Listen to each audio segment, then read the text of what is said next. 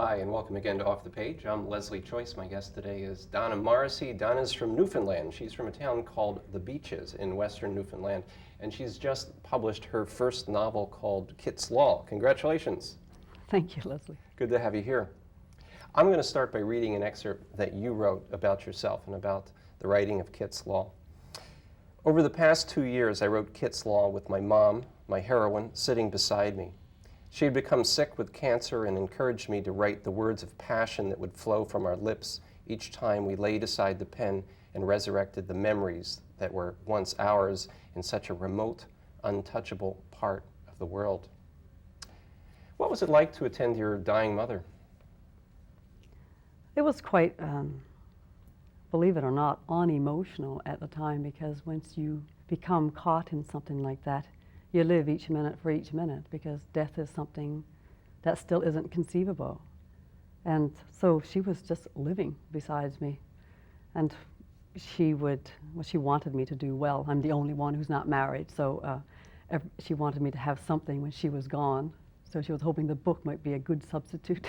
And you were there, you were writing the novel. Yeah, she would lie there. She would be lying there, and I would always refer to her to things. It was amazing, the things that would come to me. Like I remember saying, I was looking for something soft, and I would say, "Did you remember how you used to buff those turds, Mom? You'd put them in a pot of water, and then you'd do that with them to get the down off." And and I said, "How come you did it so soft?" Like it was almost as if you had a respect for the dead bird you were now mauling. And she said, "No, it was to, so you wouldn't break the skin, sap the oil, and dry out the meat. You had to be soft. So it would just find a way into whatever I was writing. It becomes part of the book. So this dialogue going on between you and your mother as she's dying, it must have been a painful situation, though. In some ways, it would have to be. It became painful. It became painful when we realized that it was not going to last forever, because you adapt to each level that the illness takes you. And so, and she was very strong and very determined to not be weak before us. So, and whether or not she knew that the end would ever come, no one really knows that. Did you become a stronger person as a result of that very unusual, very powerful creative process? Oh, absolutely. I get on an airplane now, which was one of my major phobias, and I just say, okay, like if we go down, everything's done, the will is wrote. I'm fine, there's no anxiety. This is something your mother gave you? Strength. She gave us all strength. I remember 2 years ago, my brothers, everybody was crying all over the place, and nobody could accept that Mom had breast cancer, and this was going to be the ultimate ending. And every time I would try to bring some awareness to them that, guys, we were looking at a year, maybe 2, it would always be, "Once or dead, do you? You're always talking about it." So there was this denial. But towards the end, after everything was done, everybody was so strong, and we were all just really chin up and more accepting. Did you read to her along the way? After you've written something, you'd read it endlessly. And how did she react? Was she a kind of editor for you at that point? She was very, very good in that. Well, she knew how to spell all words, and so she was always spelling out words for me. But she was also very good in that whenever it would seem I would veer a certain direction with Kit, she would always say, "Don't go to Happy Way. Don't go to Happy Route," because she always... She must have trusted that. Oh, she always stressed that, because life had offered her such challenges, and she was so enduring, always enduring, and stalwart in meeting those challenges, that happy endings she just defined happy endings differently. In the excerpt I had read here, your little autobiographical bit, you refer to Newfoundland as, or maybe a more personal place, as that remote, untouchable part of the world. What do you mean by that? Probably because I had been untouched by the world growing up there. We didn't even think about the world growing up there. It was so isolated. We had no roads, no electricity, and nobody came there except the occasional other fisher. You said your community was small. How small? Small, but we're talking 12 houses. Wow. And there was a split between those 12. There was like 6 up here and 6 down there, with a cliff jutting in between. And you didn't go down there, and they didn't come up here, unless you had a reason to. And I guess I was about 11 years old when we finally someone looked over the ridge and spotted us down there, and then they all came rushing in with bulldozers and gave us a road and electricity and telephones, and we became connected. This would have been the 1950s? No, 60s. I'm not that old, I think. Sorry, okay. Well, I guess for the rest of us, in a way, that's a hard thing to imagine, that the world caught up to you as late as the 1960s and that you were isolated into it. And it's interesting to note now whether the world is still trying to catch up with us or us with them. Describe some more of that community. That where you grew up. community? Was it an easy place to grow up? It was lovely. It was very, in hindsight, looking back as an adult, you realize the difficulties because I was incredibly introverted as a child. I used to walk around like this, when I came out, when we were discovered. But back then, you didn't really know what introverted meant. You only knew that you wanted to be away from the aunts and the uncles and the cousins because it was a bedlam. All doors were open, everybody ran back and forth, cats, dogs, sheep, chickens, everything. And the roads, that were paths that went up, came back down, just circled. You couldn't really escape or get away because the woods were always like thick brush, and the sea was in front of us, and the hills were behind us. And so there you were remote and untouchable for yeah. a good long while. And so then you'd hide away, I would hide away. But to me, back then, I was playing games, just hiding away, lurking, finding a little brook and developing a little world up there. And then, of course, you hear someone coming, you'd hide away, and you become known as the weird one. It's like, oh, there she is again. But is that scurrying behind a rock? Is that little world that you were creating as a child similar to the big world that you recreate when you write a novel? Well, with Kit, for example, I recreated that with the gully. Like I just gave her this place of remoteness. And even in that place of remoteness and the gully with the grandmother and her mother, she still needed to escape down to that crooked feeder and hide amongst the rocks and imagine other worlds. But her other worlds weren't like buildings and people. They were just worlds of color and beauty and peace and serenity. Let's connect that a bit more to the novel itself, Kit's Law. It's obviously not autobiographical, but it has the elements of the geography where you grew up and the kind of community. Tell me a bit about Kit. But she was, I always felt when I left Newfoundland and moved away, to Upper Canada, that I was a shell, a walking shell. There was so much of me hidden within that I couldn't bring out because I was so incredibly shy and intimidated. And you hide away a lot. You don't speak. I didn't speak at all. God, it took me about 6 months to hear an H sound, let alone use them, So you don't speak. And I guess with Kit, I put all of those feelings into her, the feelings of wanting to protect and wanting to cling to this thing that was familiar and comfortable and that she identified with, and that she wasn't, even when she went to town, to Harris Hollow or the Outport, she was a spectacle in a sense. And I always felt like a spectacle. She has a very difficult family situation, which was not the same as yours, but could you describe, particularly her mother and her grandmother that she lives with? Well, the mother, Josie, was I saw this woman once in St. John's about 10 years ago, and I was walking down the street with a girlfriend. It was very early Sunday morning, like 6:30. I saw this woman walking up the street, and she had long red hair, and her teeth were jumbled, and her clothes was all wrinkled and dirty, and she was vomiting on the sidewalk as she walked. And I thought, my immediate response was to go to her, but my friend kind of tugged me back and said, no, that's Becky or whatever her name was, and there's something wrong with her. She's not all there, and she's out with the boys all night long, right? And they get her drunk. And we kept on walking, but I was always haunted by that vision of her that morning.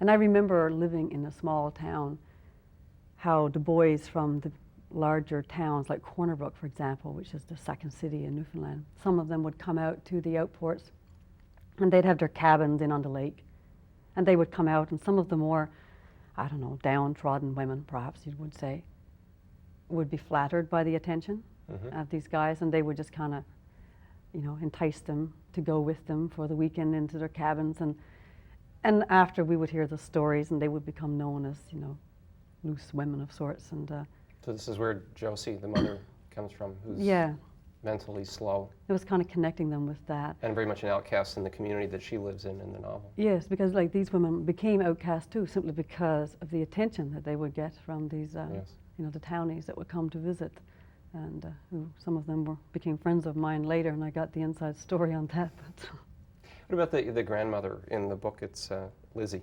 Lizzie. She's maybe a bit more like your own grandmother, I gather. No, absolutely. Well, physically, my grandmother was this really big-breasted woman, as Lizzie was, with the big stovepipe legs and the energy, and was robust and strong. My grandmother was all of that, except she was a total wimp. My grandmother was afraid of everything, absolutely everything. What kind of advice did she give you? Advice? Oh, she's she never would have survived in today's world. I remember we couldn't do anything. We'd be walking on the beach, you know, as we do every day, and grandmother would be patrolling the bank, looking down at us like this, right? The birds are going to get you. The birds are going to get you. She'd say always. Why? Why the birds? Don't know. We'd never There had were a lot of them television. No one saw Alfred Hitchcock's. Hitchcock's The Birds at this point, Yeah. and we'd be on the beach and we would be looking. It's like, what birds, grandmother? But the fear would still be there, you Oh, I know. see. The gulls, the snipes, we were fine with, but we always figured someday these birds were going to come out of the woods. You know. Was it necessary to leave yourself? You grew up in this very, very small place, and you just had to leave, I guess, didn't you? Well, it was my mom again, who was my mom had grade 10, which was the highest most anybody ever got in her neck of the woods, which was 40 miles further down the bay. Where I grew up, grade 6 was the highest anybody got until we got electricity and roads.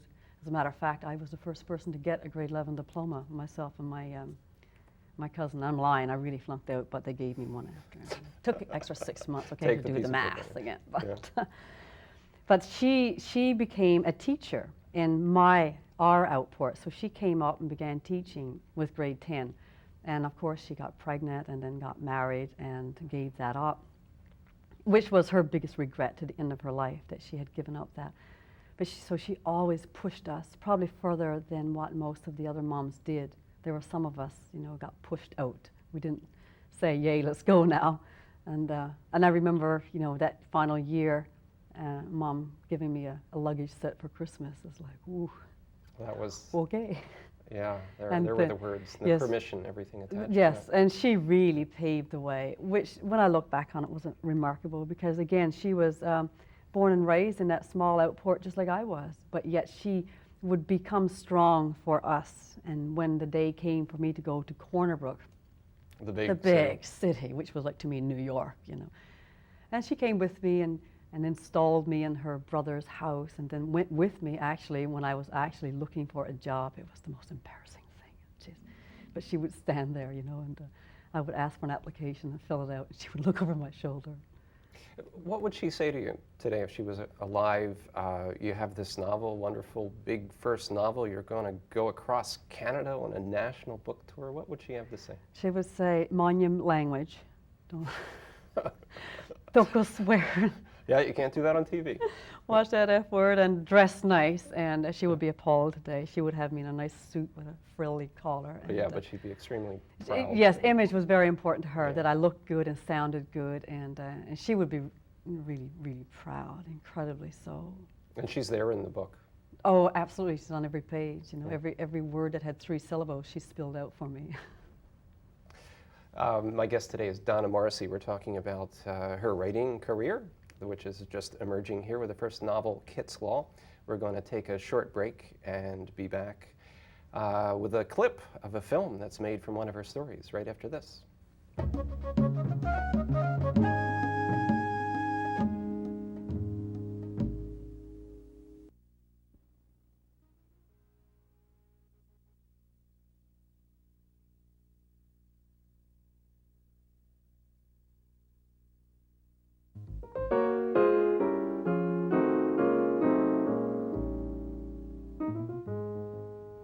Hi, welcome back to Off the Page. My guest today is Donna Morrissey. We've been talking about her novel, Kit's Law, and it's set in a very particular geography, the west coast of Newfoundland, which is also the geography of screenplays that she's written. One in particular called clothesline patch is now a film. And we have a film clip that's ready to go there. I wonder if you can just set us up and let us know what's happening as we go into it. Okay. It's a story that's been seldom told. It's about an 8-year-old. It depicts the struggle of an 8-year-old's journey through one of the more personal rites of passages for women, the menses. The menses. And the story is about Kit, who is 8, and in this clip, she has just discovered about the old man is going to come and get you soon and cut your leg, which was the kind of folklore that was played around us about the oncoming menstrual cycle. Yes. So Hannah accidentally overhears the aunt Paish talking about this to her mother and is slightly traumatized. So she runs to her cousin Dot, who knows everything, with visions of old men with pickaxes in their hands going to cut her leg, and asks Dot for clarification, and Dot does, of course, and tells her, oh yes, he's going to look like this, and he's going to do this, and he's going to get you, Hannah Stuckless. And in this clip we're about to see, Dot has started her menstrual cycle the day before, unfortunately, in front of a public gathering. So she's kind of hunkered down right now with a lot of shame around her, and Hannah is kind of running up to her, intrigued, like, well, what did he look like? Did he really cut you, and did it hurt? So. Okay, and we're going to roll that right now.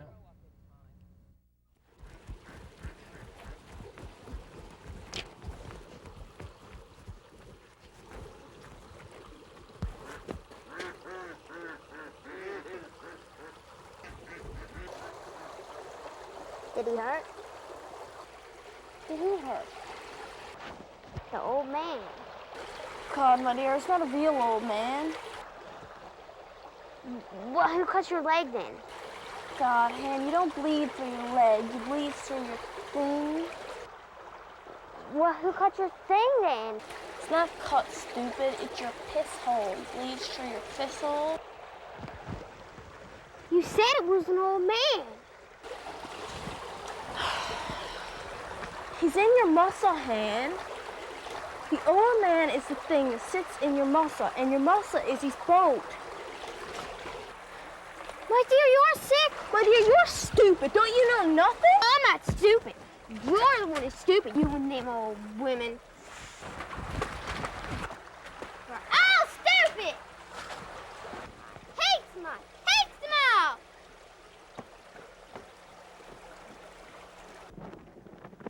I felt betrayed by them all, the old women, the old man, but mostly by Dot, for letting the old man catch her, even if there was no old man.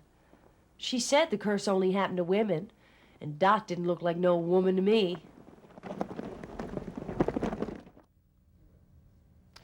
That was the clothesline patch, at least maybe a minute and a half of it that you saw, a film based on Donna Morrissey's screenplay.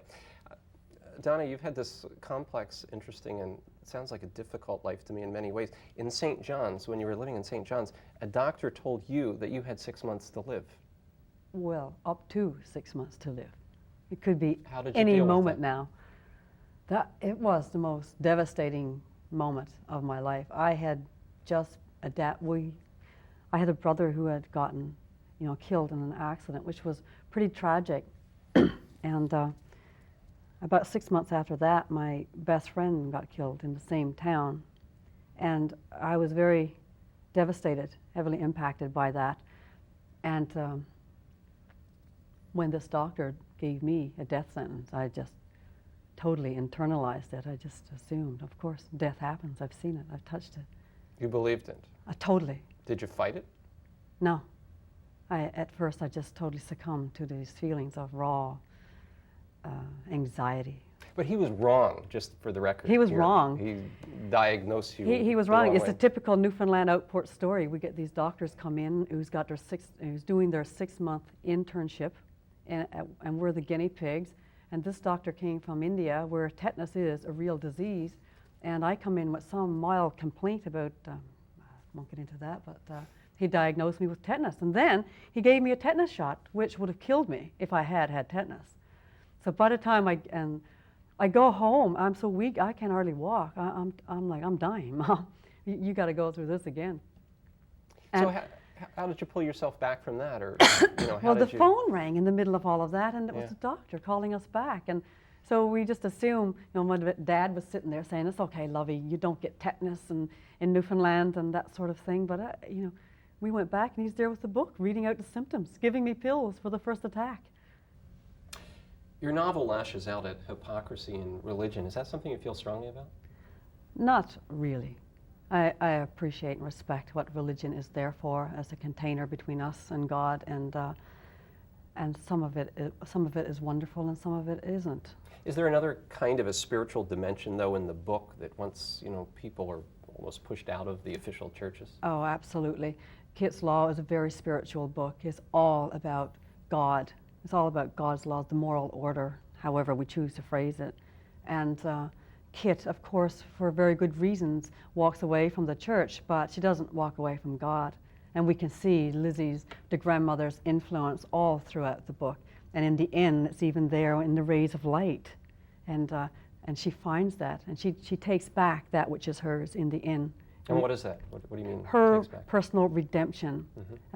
She goes through this path and these thoughts and against the laws of the moral order, so to speak.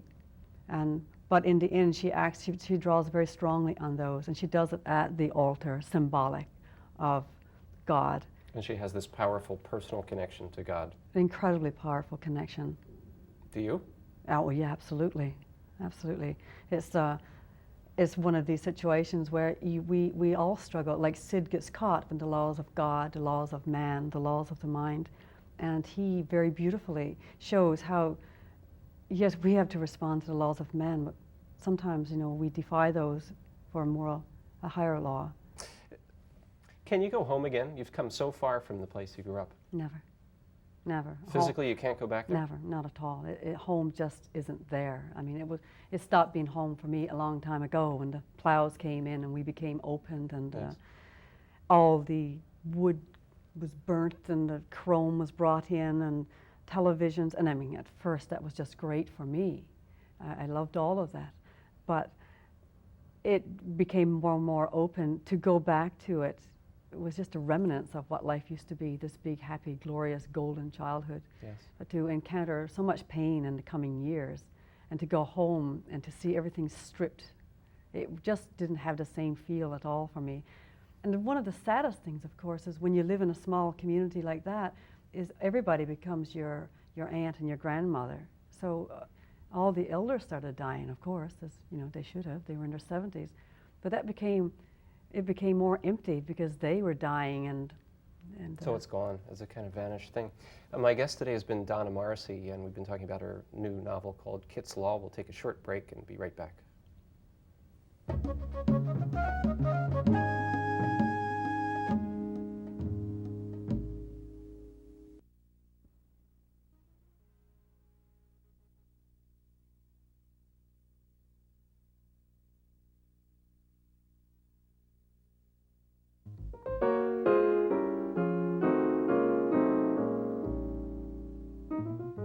Off the page today. My guest has been Donna Morrissey. Donna, thanks for coming on the show. thank you for having me. It was a pleasure. And I hope you'll watch Off the Page again. Bye.